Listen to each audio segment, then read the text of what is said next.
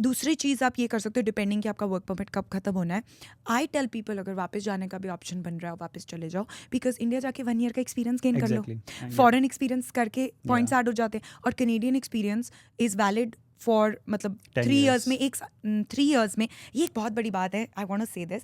3 साल में आपका कैनेडियन एक्सपीरियंस जो है वो मिनिमम 1 ईयर का होना चाहिए फॉर CEC एलिजिबिलिटी.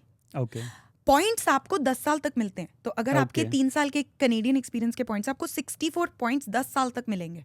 ओके लेकिन CEC की एलिजिबिलिटी खत्म हो जाएगी आफ्टर जब यू कंप्लीटेड द 3 इयर्स. मतलब विद इन 3 इयर्स होना चाहिए एक्सपीरियंस. जैसे अगर आपने आज शुरू किया एक्सपीरियंस और अगले साल खत्म किया या आज खत्म किया एक्सपीरियंस, सो आज से फिर 2 साल के बाद विद इन द 3 इयर्स आपका एक्सपीरियंस की CEC एलिजिबिलिटी खत्म हो जाएगी. सो एक्सप्रेस एंट्री में you are eligible for CEC, FSW, FST and FST. PNP. Yeah. तो अभी जो CEC के लिए एलिजिबल होते हैं वो CEC मेट हो जाते हैं. हाँ जी एग्जैक्टली. तो आपने क्या करना है उस टाइम पे, अगर आपकी CEC की एलिजिबिलिटी खत्म हो जाती है तो वो आपको अपने फंड्स अगर ऐड कर दोगे कि you have $15,000-20,000 to show, 16 to 20,000, तो depending on your family size आप FSW के लिए एलिजिबल हो जाओगे. और पॉइंट्स आपको जो कैनेडियन एक्सपीरियंस के वो 10 साल तक मिलेंगे. ओके तो पॉइंट्स कम नहीं होंगे, CEC एलिजिबिलिटी खत्म हो जाएगी. तो Okay. उसमें ये हो सकता है कि अगर लेट्स से आप बैक होम भी चले जाते हैं फिर भी आप FSW के लिए एलिजिबल तो रहेंगे ही रहेंगे ना. पॉइंट्स तो कहीं नहीं जा रहे, आपके FSW की भी पॉइंट्स ऐड हो जाएंगे.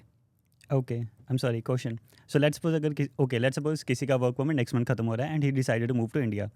उसने नेक्स्ट मंथ 1 ईयर का जॉब स्टार्ट कर दिया. अगले 1 साल में उसका 1 साल का विंडो कंप्लीट हुआ, एक्सपीरियंस पूरा हुआ and he get nearly 25 to 27 points. तो CEC एलिजिबिलिटी का क्या मतलब है?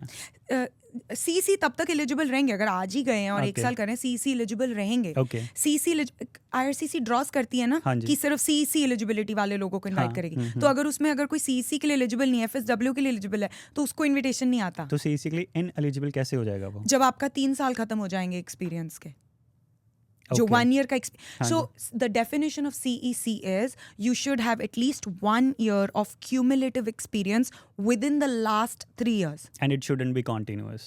No, it can be cumulative. It Okay. doesn't have to be continuous. Okay. So within the last 3 years.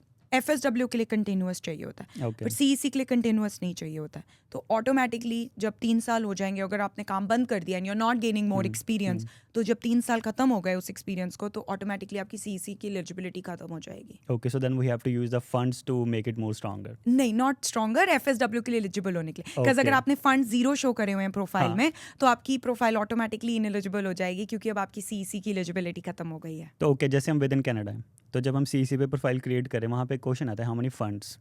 आप CEC अगर आपके पास सिर्फ कैनेडियन एक्सपीरियंस, हाँ आप जी. उसको 0 कह सकते हो. और अगर कैनेडियन और इंटरनेशनल दोनों है तो भी 0 कह सकते हो. पर अगर सिर्फ FSW है तो फिर फंड्स दिखाने पड़ते हैं. तो उसका कोई एडवांटेज है अगर हम कहें कि कनाडा का एक्सपीरियंस है और इंडिया का एक्सपीरियंस है and let's take hypothetically 7,000 funds हैं. 7,000 won't help you because एक person के लिए you need over 16,000 and change 15, funds. 16, I guess they changed it last year. 16,000 and change yeah. funds चाहिए होते हैं 1 साल के एक 1 person family के लिए. तो अगर आपको FSW की एलिजिबिलिटी चाहिए तो या तो आपके पास LMI जॉब ऑफर होनी चाहिए, LMI एग्जाम्प्ट जॉब ऑफर होनी चाहिए, या फिर आपके पास प्रूफ ऑफ फंड्स होने चाहिए, लाइक फंड्स टू शो होने चाहिए.